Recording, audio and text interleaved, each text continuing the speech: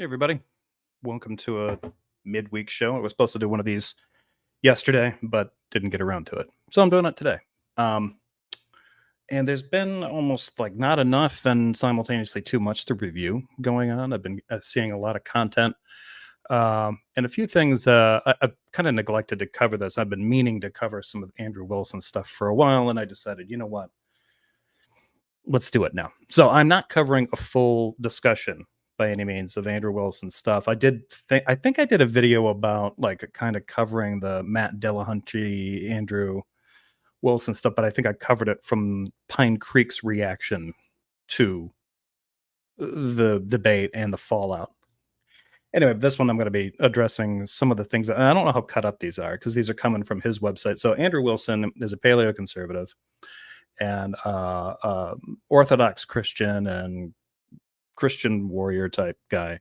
And he does a lot of commentary and he hangs out on a podcast, YouTube thing called Whatever, which I think is, I mean, correct me if I'm wrong in the chat. I don't know about that very much, but I think it's like red pill kind of like alpha male, alpha bro kind of stuff. It's cringe, whatever it is.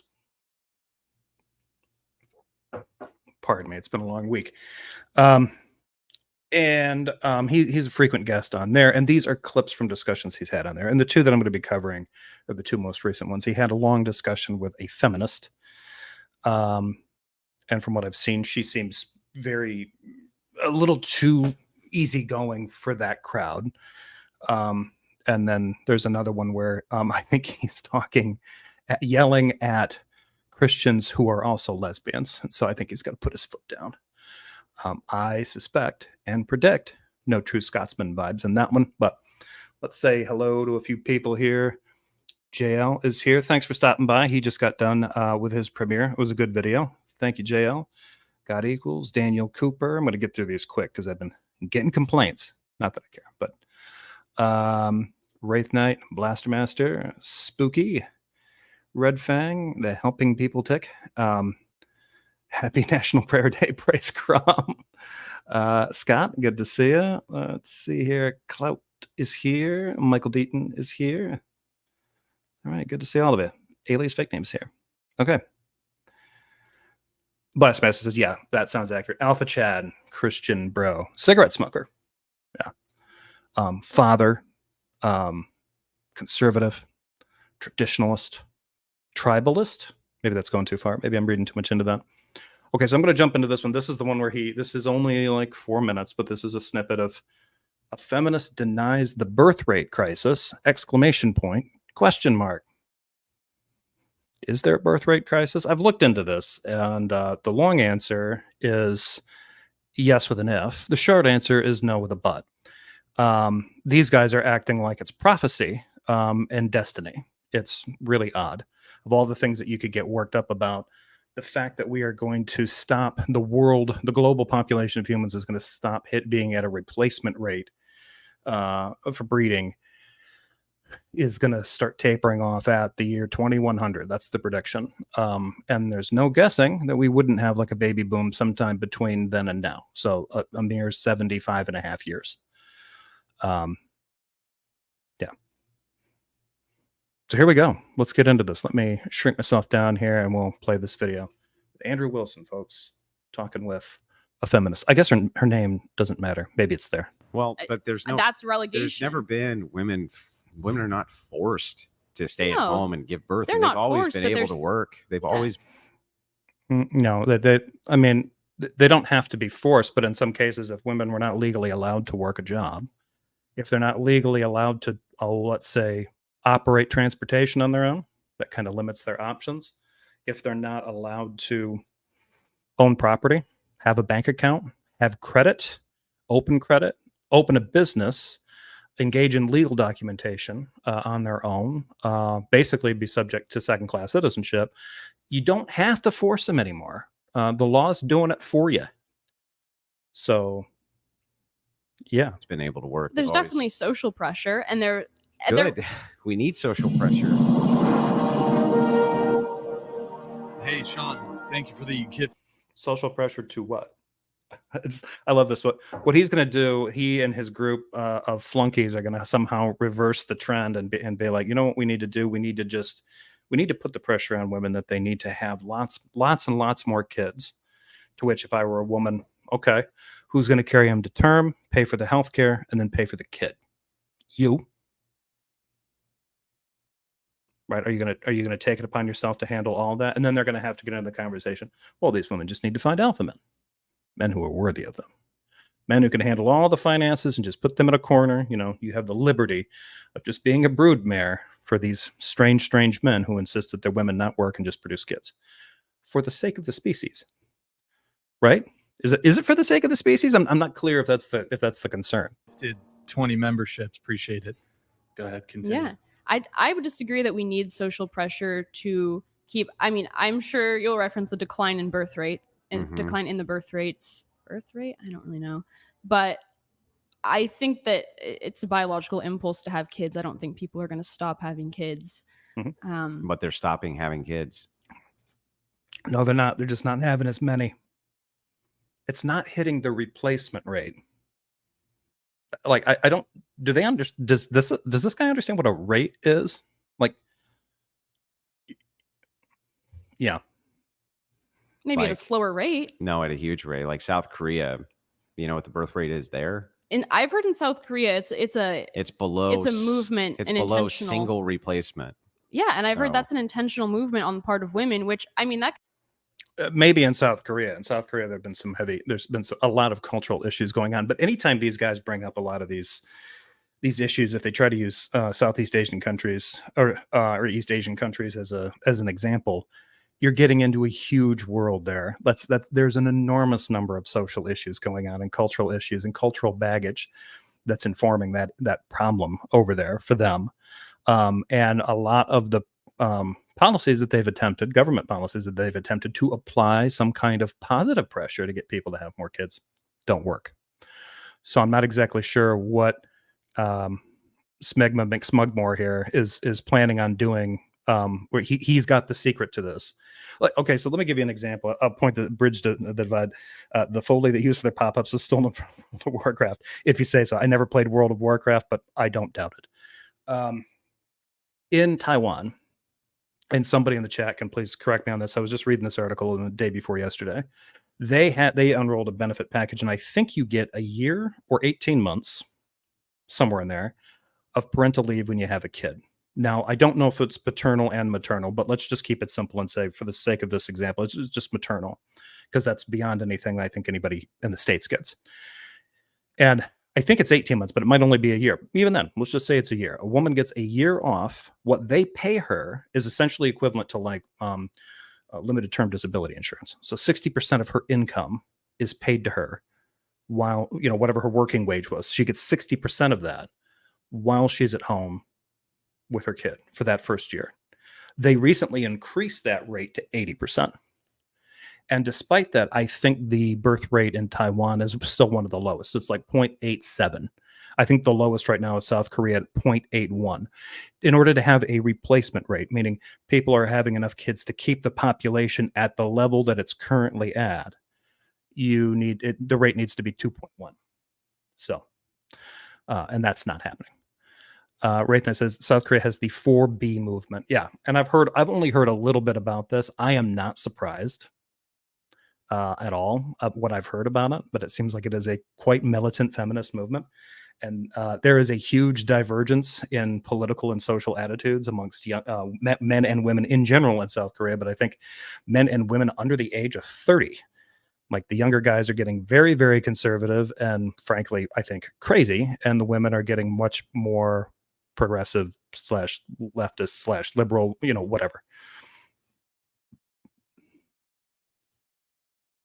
Do they understand that the society itself has made a high rate of childbirth untenable? No, I don't think they understand this. So one of the biggest pressures against a high rate of birth would be something like late stage capitalism. So I think it's interesting that these are the kinds of guys that would argue against the malicious intervention of the government on, say, behalf of like a tobacco company, right? But what the government might need to do is do something to prevent women from working full time so that they can stay home and have more kids.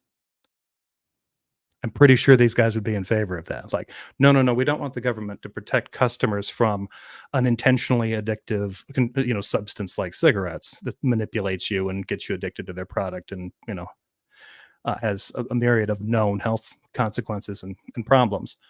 That we don't need to regulate. And in fact, the government should stay out of that. But what the government needs to do for me is tell my wife she can't work more than 10 hours a week outside the house because I need her to have 6 kids. Now, look at the look on his face here. Like she does not matter to him at all. She might as well be making bird noises at this point. He does not care. He understands where society needs to go because somebody read the Bible, parts of the Bible to him, and he thinks he understands all of it. That could be an example of women exerting force. Wait, I thought we didn't need pressure. Didn't need pressure. Yeah, well, she's talking about the feminist pressure in South Korea, I think specifically. I'm curious, why is Wilson on your radar? Because of Pine Creek. I've heard about, Pine Creek has talked with him. I've covered a couple videos where Pine Creek has talked with Wilson or about points Wilson has made, and referenced them before. I just haven't actually covered anything directly from either whatever or the Crucible before. That's the first time. Koreans don't want kids going through the same system they did as kids. The majority of them hated it. Yeah. Being a kid in South Korea, if you know anything about society, I don't know how things are changing now. Japan had similar issues with their kids. Growing up as a kid, you are spoiled rotten from the time you're about 4 until you're 4. In South Korea, I don't think you get that much time. I think you start getting beat on at about 3 or 2. But then once you get, the parents basically spoil their kids up until the time they get enrolled in school. And then when they get enrolled in school, it's an obstacle course. It's, every kid for himself at that point. It's extremely competitive. It can be very, very rough. And a lot of them, there's been problems with feelings of isolation, suicide, bullying, all these other kinds of things that they've dealt with. And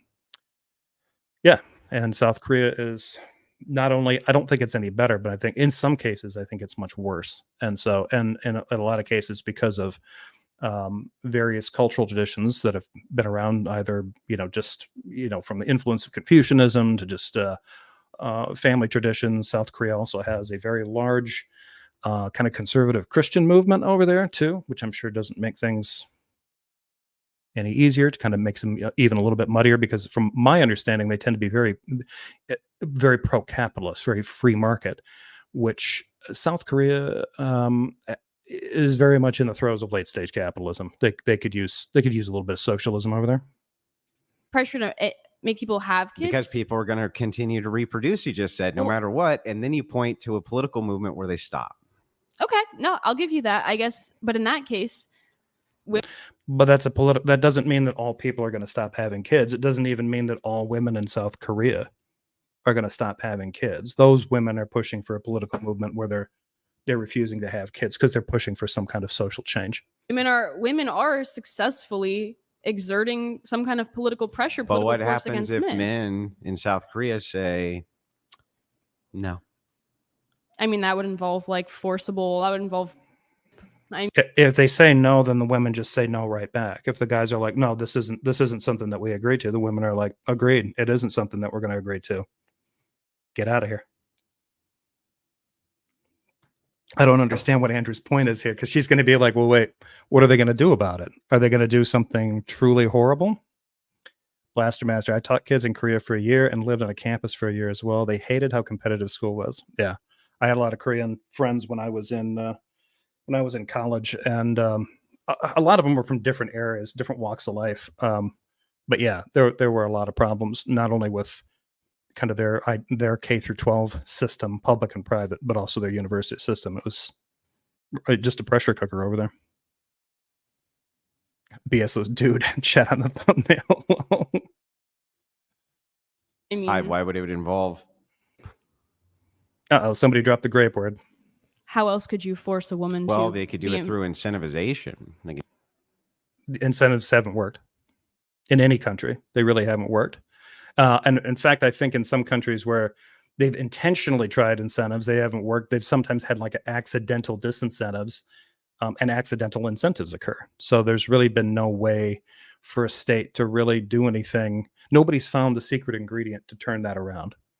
You just say things like, you can't work, so you have to get married if you want to survive in this world. So what guys can do is say no to women, denying them sex, and then what they do is they politically remove, they permanently change their citizenship status to that of a second-class citizen. That's all the guys have to do, and somehow they have to do that. How? And on what grounds? Like, if memory serves, basic rationality serves, women usually outnumber men in most populations. So, especially in usually developed countries, how are the men going to tell women that not only can they not work, they can't, they're not allowed to? Just curious to see how that's going to work out. You could do things like that, where it would be coercion, but it would not be that. We can't say that word, by the way, but essay, it would not be essay. So what I'm saying is that there's all sort of incentives which can be put down. So you appeal to a woman's biology and the fact that she wants to have children, but you also dismiss indoctrination. And there's a huge indoctrination program that tells women to have a nest egg before they get married. And so their early years, in their 20s, they're not having kids. And they wait until they're in their 30s. The average marriage age now is 31, I believe, in the United States. It's over 30. That's not really very good for child rearing. Wouldn't you agree? Why? No, I don't. Why is that not good? Because your most fertile years are behind you. But if we're still having children at replacement rates, we're not. We're way under. Do you think that's because women are? I find this interesting too, because when these guys start talking about this issue, right now, as a species go, we are reproducing at more, the population is growing, and it's expected to grow up until 2100. After 2100, it's expected to start falling away as more countries kind of catch up in terms of development, and people have fewer and fewer kids, because that seems to go hand in hand with it. With development, technological development, access to healthcare, better education, access to resources, people tend to produce fewer kids per couple. So, okay. In the meantime, we don't have that risk of that. The population is probably going to add another, 2 to 5 billion, I think, between now and 2100. We're going to go from where are we at now? 7 billion, 8 billion, up to 12 billion or more, or 15. Different projections have it set up. And then after that, start tapering off. So I don't understand, like, there doesn't seem to be an issue here in terms of like the total number of human beings. I suspect that the concern isn't that there aren't enough people having kids. It's that there aren't the right kind of people, according to Andrew, having kids. And I bet anything that this conversation, with a little bit, just a few precise questions, will get you deep into the weeds of some racist horseshit. Are waiting later to have children. Yeah, well, it's because of materialism. So the reason that this occurs is, I'll explain it to you so that you know. Material, not capitalism. It doesn't happen because of late stage capitalism. It happens because of materialism. If you were a capitalist, you wouldn't be a materialist. I think in that case, by materialist, I think he means like, some kind of, a product-addled consumer. No. If you can have the procreative function, right, and all the fun that comes with it without the side effect of children, a lot of people will opt to do that. Who wouldn't? Guys do this every time they need to take care of things on their own. If that kind of self-maintenance could lead to a kid, we'd have a lot of guys with probably prostate issues. Andrew W. is a terrible human, fucking terrible. Yeah, he is. So far, yeah. Having a nest egg isn't something pushed only on women. I refused to marry my husband until we had money for a down payment on a huge and a sizable emergency savings. Yeah. I mean, this makes little, like, I'm just trying to figure, like, what is the solution to Andrew's issue here? 20-year-old women need to be having kids, lots of kids, because between 20 and in their 20s, late teens through their early 20s, I don't know when he thinks that the well starts to starts to run out. Is it 25? Is it 24? Is it 30? Because 31 was apparently, that was too old. So I mean, what do? You know what we could do? We could subsidize twins and triplets. That'd be kind of cool. We just make sure that we subsidize like fertilization, treatments, and that way a woman really only has to be pregnant once, but she produces all the kids that Andrew needs. And then the government subsidizes the number of twinlings. You're only on the hook for covering the cost of the one kid. So it's, have one get all the other ones on the government's dime. I wonder if Andrew would be for that, or if that's too much socialism. I'm just wondering, how much state intervention does he think this crisis requires? Because of hedonism and because of materialism. There's no... Okay, hedonism and materialism are two totally different things. And why would hedonism have to do with people not wanting to have a kid? Society's devolving into nihilism because there's no greater pursuit for people to have. Religiosity is bashed at every corner. God is considered to be something which is an outlandish fairy tale. Talking my language so far. Go on. There's no higher authority for people, so materialist nihilism is what society's being reduced to. So people are... I have news for Andrew. Most people, I think, would rank the idea of family, and even starting their own family, very high on a list of things that they would love to do. But most people can barely afford the rent for their apartment, let alone a mortgage for a house, what they'd like to have, to raise their kids. So, to what extent does this have anything to do with? None of this is a real concern, and all the things that he's pointing to. Well, the real problem about this is that people aren't going to church and getting the necessary chewing out that they need, because what they need to be doing is spending all of their money on having kids and none of it on being young and having fun, because that's not right, because you're just a bunch of nihilist hedonists. Crank out a bunch of unhappy kids, stay together for them unhappily through the marriage. Hopefully they turn out to be productive members of society. And then after that, when you hit your 50s, maybe late 40s, early 50s, then you get divorced. You move into get early admission into a senior citizen facility down in Florida, and you shag your brains out, baby, and you go bareback all the way, because you don't need that birth control anymore, right? No problems there, right? Are looking at a sense of self more than they're looking at an extension of family.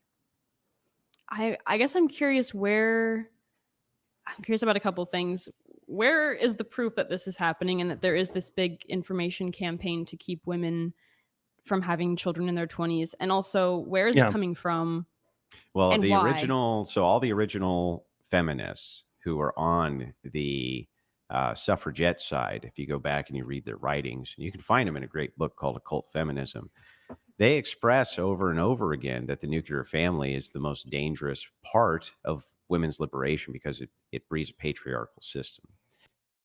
That's because they were basically used as it was their duty to maintain it, and it was their fault if it fell apart. The men got to take the credit for having a great family, but basically got to deny any kind of responsibility for it. It led to those kinds of abuses.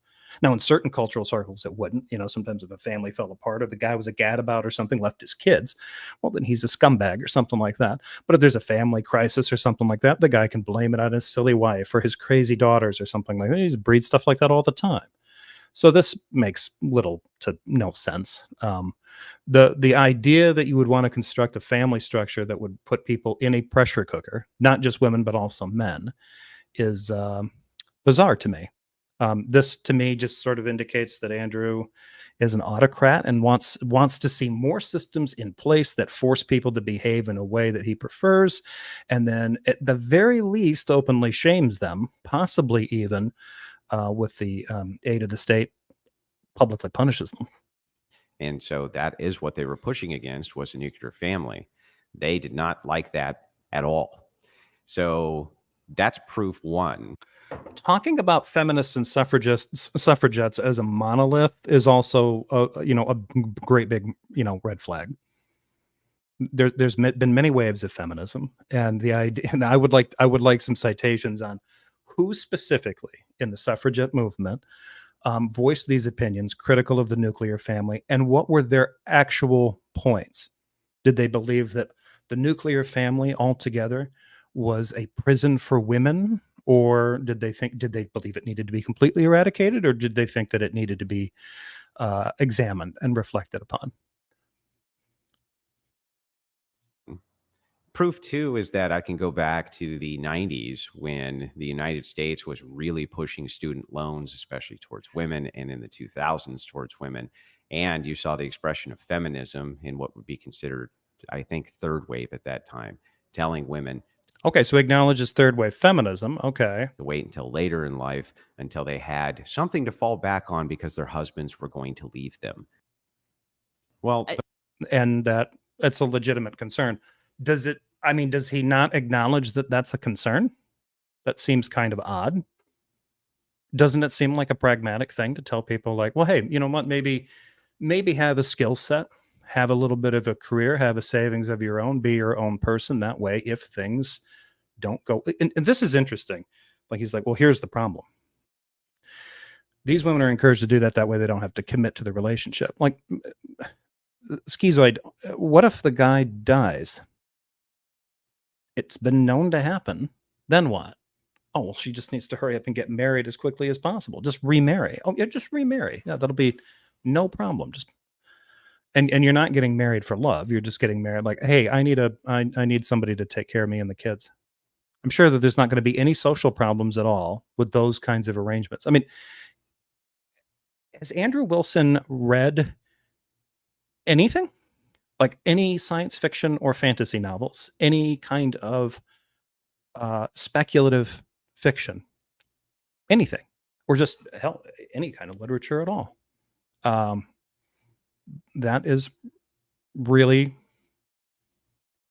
quite weird. So, all right. So the next one we're going to get into, let me, moving on from that. Again, yeah, if anybody hasn't, I mean, I don't know much about I've read a few articles about what people think about the birth rate crisis. It doesn't seem like a crisis. I will remind people that the baby boom, following World War II was not predicted. I think a lot of people act like it was, because I think we're used to talking, oh, well, everybody came back from the war and they hooked up and they shagged and had kids and they had money and they had GI Bill, blah, blah, blah, blah, blah. No, they didn't count on that being a thing. It kind of took people it took demographics, or demographers, is that what they're called, by surprise. And now, between now and 2100, any number of locations on the planet could have a baby boom. It's anybody's guess.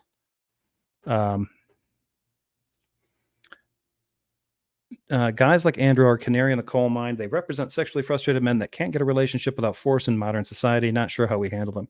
Well, and that's the thing. As far as I know, Andrew Wilson is married and has kids. And so he's basically here to just like show other men and women how they need to do what he did, even though I'd be willing to guess he doesn't know what happened. That's just my guess. Because Andrew looks like he's probably in his mid-30s. Yeah, it's going to be a few years before I think he's done some reflecting and figured that out. And, he may never do that. But all right, let's see. Now he is going to talk at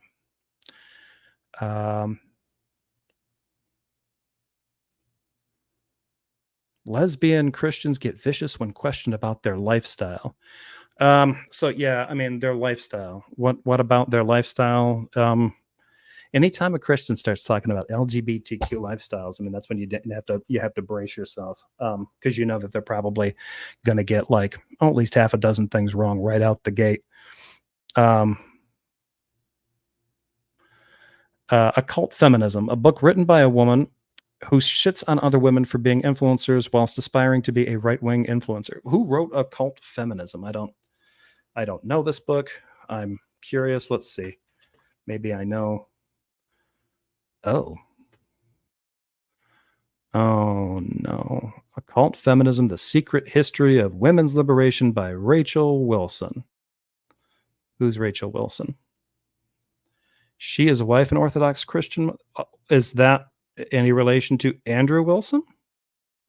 She is a wife and Orthodox Christian mother of 5 children. She's a homeschooling advocate who lives in the rural Midwest. When she's not attending to her duties to her family and church, she enjoys fitness, cooking, researching history, that's Googling, and studying philosophy, apologetics, and religion. More apologetics. Rachel is a licensed firearms instructor who specializes in home defense and concealed carry instruction.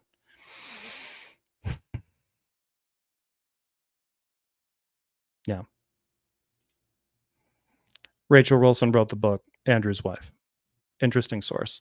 So, as a homeschooling advocate and firearms instructor, she's qualified to talk about the history of feminism. Okay. Yeah. I kind of doubt it. Okay.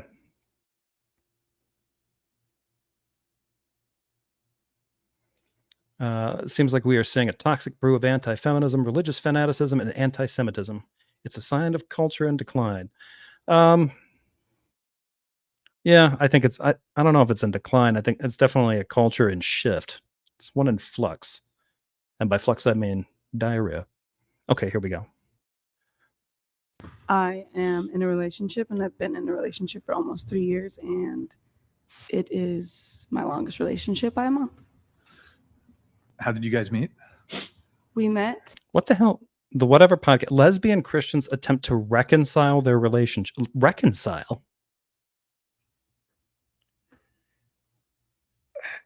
Who are these guys? I'll be right back. Let me, there's going to be a little bit of dead air here. I'm just going to stop the cam. I will be right back.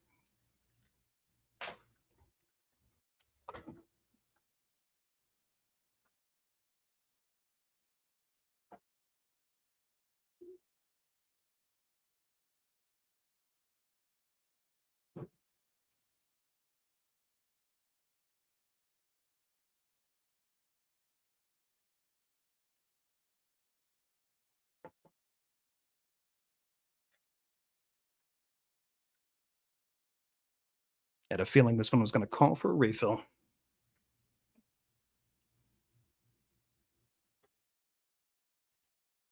All right. Back. Apologies for that. Let's see where this goes. I was on Tinder looking for friends because I had a bad friend, and then I met my new life partner. So yeah. Looking for friends. I'm in a relationship. I've been in it for 3 years, and it's my longest relationship. Are you two dating? Yes. Yes. Yeah. Okay. I would just wanted to clarify. That's what I thought. feel like you guys should let him know. Yeah, I feel like that's a key point. Are you guys bisexual or lesbian or? Honestly, she's the first woman I've dated, and Tell him you're poly. she's just my life partner. We're not really like sexually intimate like that. We just have complementing characteristics. So you're roommates? No, we share a bed. Yeah, it is a little bit of whiskey, a little bit of cheap Irish whiskey. And we cuddle and we kiss, but we don't involve each. We don't do. We're Christian. Okay, but we don't have sex. okay. They're Christian. They make out, but they don't have sex. Okay. Everybody's got different parameters for their relationships. I'm very intrigued. This is going to be the Oda. best podcast Wait, ever. so Can't be couple very clarifying Christian. questions. Couple clarifying questions here. So, Why is that girl behind this dude wearing a helmet? What is up with this helmet? What is up with this guy? I thought that was a stand-up. What is that? Somebody get this kid a sandwich. have you ever dated men? Yes. Have you dated men? Yes, So you guys consider yourselves bisexual then? in a sense. Biromantic. But currently, You're don't not. have sex. I'm not. Neither of you are sexual. sexual. Yes. But you guys have said that you've been dating for 3 years. 3 years. Have you been Exclusively monogamous. dating each other for 3 years? Correct. Yes. There's been no other women or no other men in that 3-year time period? Correct. That's Okay. what that means. And you guys cohabitate, you live together? Mhm. Yes. Okay. Have you guys As sinners do.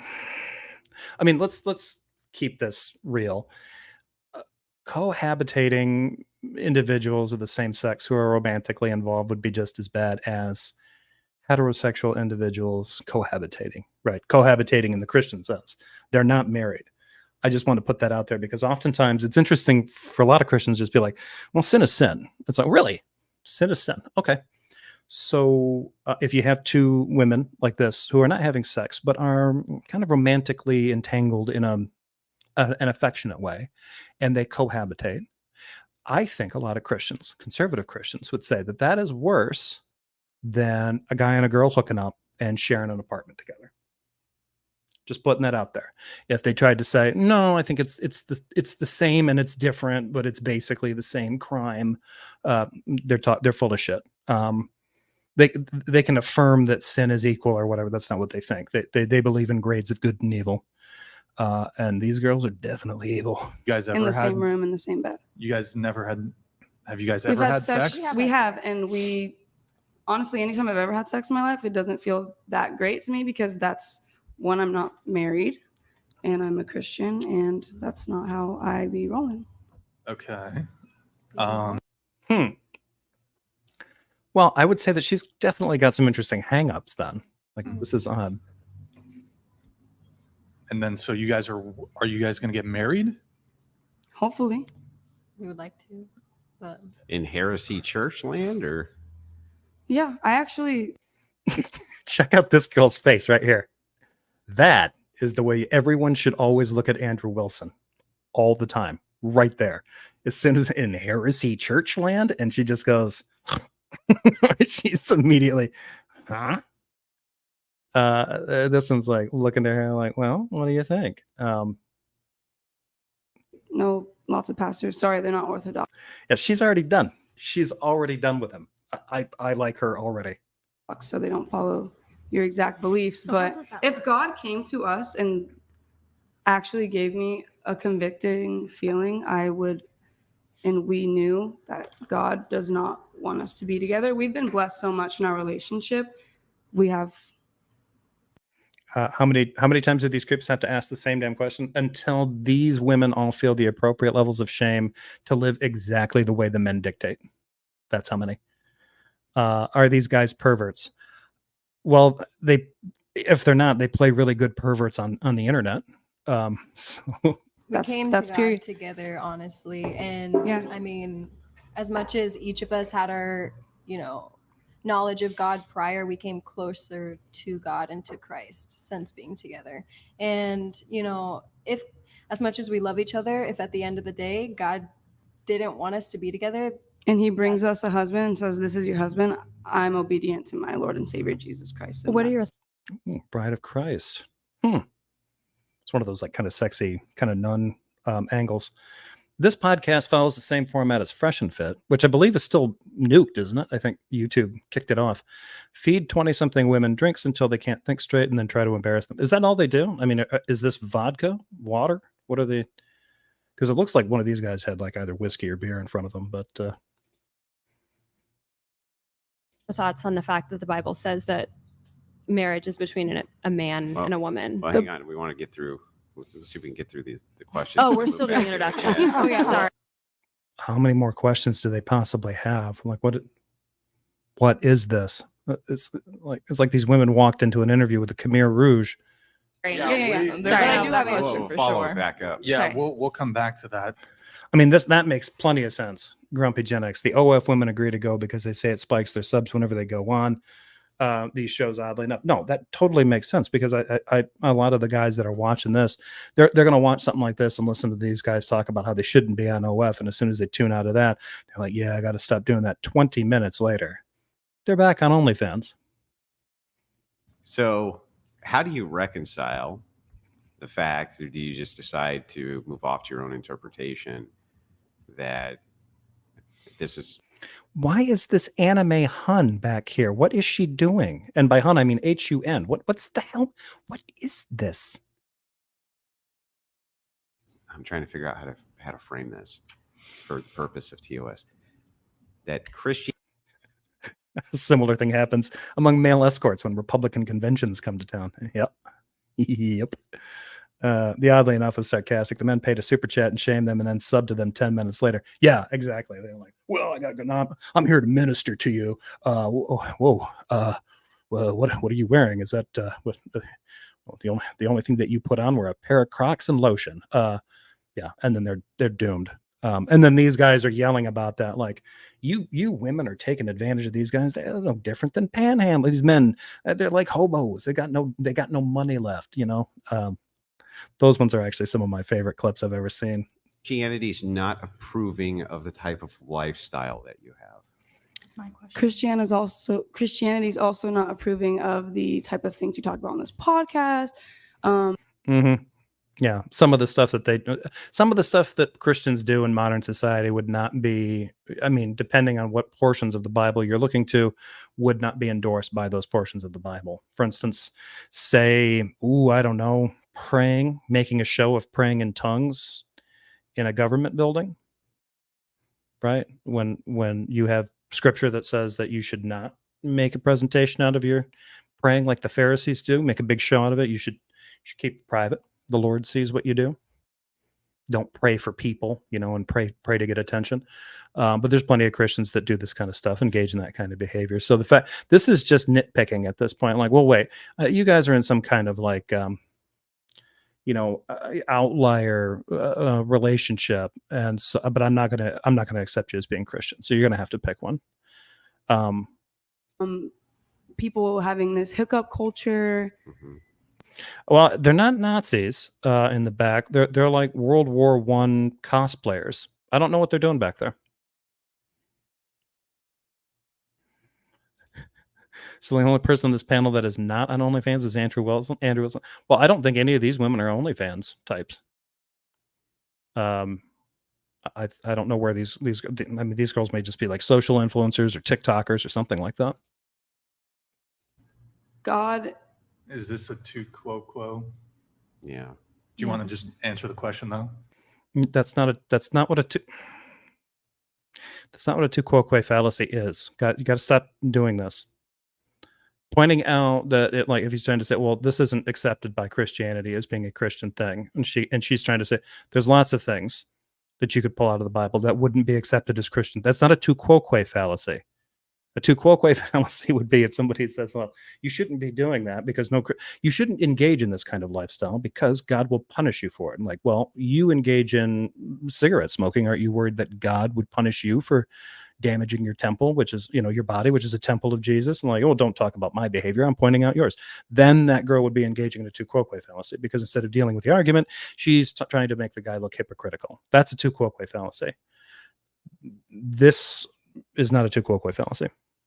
What was your question again? Yeah, so the question is, how do you reconcile it? Even if assuming that everybody else is around you is sinning, that in and of itself would not justify. I actually don't excuse that as sinning, but that's a weird leap for him to go to. Point, as we don't have how do you reconcile that? Well, I do believe that we're not in a wrong relationship. This is the best relationship that I have ever been in. I've been in 7 relationships. A lot of them were really bad. Mm-hmm. Most of them were with men. I actually didn't date any women until I dated her. She pulled me out of really dark times, and I'm the best version I am because of her. You could say we're like nuns together then.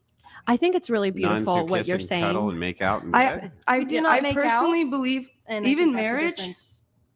I believe Apostle Paul in Corinthians did say that it says that man and woman and man. Were you going to let me finish my words? With man or nor woman with woman, so right? I think it's pretty rude that you. He also. Paul didn't want people to get married because he believed the kingdom of heaven was like imminent. So the idea of getting married seemed like kind of an illogical thing to him. The only time in his own letters, at least the ones that, theologians and scholars say definitely were part of he's not advocating for people to get married. The only time he says he makes an exception is if you burn in lust. So take a spouse in that case, but otherwise keep your head in the game. Jesus is his kingdom's right around the corner. Says, no, he hates us now because we date each other. I don't hate you. We're having a conversation. But you interrupted. Andrew Wilson hates them. It's pretty safe to say. This is all creepy AF. Yeah, I don't understand like the dynamic from these shows. It happens, and it seems to happen. I mean, the common denominator seems to be Andrew Wilson for these two videos, but the other guy that hosts this show also isn't great. Like it's basically to have 4 to 8 women on a panel, and then get 1 or 2 really judgmental guys on there to basically talk at them and just basically accuse them of being silly and dizzy and ask them for their opinions and then say their opinions are irrelevant. It doesn't really make a lot of sense. If you're asking people, like in this case, like, okay, so what's your lifestyle? Well, the two of us cohabitate, we live together, we're kind of romantically involved, we're not sexually active, at least not entirely, unless you consider holding hands and maybe canoodling a little bit on the couch, is sexual, which I guess it is a very intro stage, but we also believe in Jesus. So all Andrew's demonstrating here is that Christianity cannot deal with this spectrum. So if these women try to get into a situation where they're like, well, to what extent do our emotions and our motivations to be together offend God? And depending on what religious person they go to, they're going to get very different things. If they're engaging in the behavior, they need to stop. It doesn't matter if they like it or they're motivated to do it or they desire to do it. Those are different. Just don't give in to the temptations. Don't do it. You'll be fine. Kingdom of heaven's yours. Just ride it out. Or you could get into somebody who's like, no, if you read your Gospel of Matthew, you know that even if you think it's the same as doing it. So you need to pray away this desire. You could get that kind of advice from them. Or you could get the advice from somebody who's progressive. Like, you know what? The Bible had a lot of things to say about relationships and things, but it didn't have anything instructive to say about modern notions of sexual orientation. So go nuts. And it had zero, really very little to say about the relationships between two women. A lot of the stuff that was there was based on men engaging in acts that would subordinate, or where they would subordinate themselves in a sexual act. That was sort of the key thing. It's because which means automatically means you don't respect me. So which means she doesn't respect me. So anyway, back to this. I don't respect you. Good. Then the feeling is mutual. Well, there you go. Remember, he said that he didn't hate them, right? He doesn't hate them, but he doesn't respect them either. Go ahead. Cool. And he was waiting for that to happen. Like, I know, and the feeling's mutual. I'm so glad I got to admit that I disrespect all. I know he disrespects them because they're all women. you're not a very godly man. Yeah. Well, I don't know. I'm not She might be right. the one making out with someone of the same sex in a bed. We don't. Okay. So the sanctimonious one there, like, oh, well, you're the one that's engaging in this little thing over here. You can't cast stones at me. Like, really? So the fact that she's a Christian and doesn't see the fruits of the Holy Spirit manifest in you, Andrew, is irrelevant? That's interesting. Don't make out. Okay. We don't make out. You we just haven't said even you kissed did. one You said time you make today. out and cuddle in the same bed. What are I you said talking we about? kiss, and we actually haven't kissed once this. So whole you're just day. fucking roommates? If that's Like what you that's want to it? call That's it. what it is? Just I- roommates? There's so It really just needs to be binary for Andrew's just looking for down and dirty details much here. more that goes into. Anyways, what I was relationship that we saying have. about Corinthians, thank you very much, is actually Andrew Wilson is a toilet bug. marriage. Apostle Paul believes everybody should stay single, and if you want to get married, it's because you can't control yourself and your That's right. sexual desires, and that is also what he means by submitting to each other, because you are. The human race is so disgusting and wild that we want to fuck everybody. What? So we need to. What? Not What church they do that at, asking for a friend? everybody so that- wants to do that. That's true. Not But everybody the wants to do hookup that. culture, I'm generalizing like they do, and If I gave prizes, JL would get it. That is a line from Die Hard 3.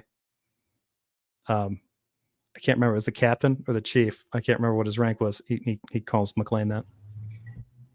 I feel like it makes sense. Wait, What- why is the human race disgusting? What were those your words? They definitely. It depends on what Christian you talk to. There's plenty of Christians that believe that the human race is disgusting. They're depraved. When Jews and Gentiles, the What? Gentiles were not. That's how the state we're in right now. The Hookup human race is culture. Yeah, but how is this not disgusting. perpetuating that same state of degeneracy? Anyways, marriage was only perpetuating that state of degeneracy. Like the degeneracy thing is going to stay in place unless the Holy Spirit's there. So I would just ask Wilson, like, okay, if you have a problem with these two believers engaging in this lifestyle, maybe you need to actually blame the Holy Spirit for not moving them in the way that they need to go, which according to Wilson is, well, what these girls need to do is break up, hook up with guys, and have at least 5 kids. So is brought because men and women can't control themselves, so you need to pick one person. Yeah, the opposite sex is what Paul said. He said, you must take a wife. You must take a wife. If you cannot control yourself. To men, you must take a wife. He specifically forbade man to lay with man, a woman to lay with woman in Corinthians. Which Corinthians, first or two, 1 or 2? I'm wondering. He says that they should take a wife if they burn with lust, and also depending on which pastoral epistle that or not pastoral, but Pauline epistle that you're reading, some of them are talking about men and women needing to get married. There's kind of a whole family structure and a church structure laid out in the pastoral epistles, not written by Paul. So sorry, Andrew. Do better at the Bible, and anything else. Just try. All right, folks. I think I'm going to end it there. That was pretty much it that I had on deck. No, Andrew. To be a man, you must make a harem. Yeah, see, and that used to be the old school thing. Like if you're a real man, you were a king. You had wives, sure, that was political, but you had concubines for Saturday nights.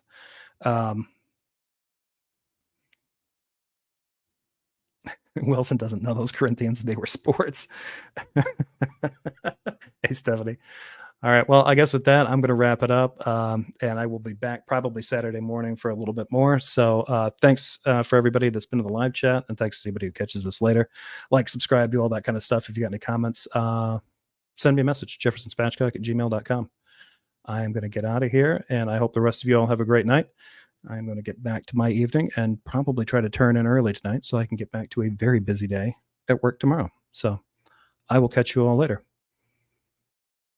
See ya.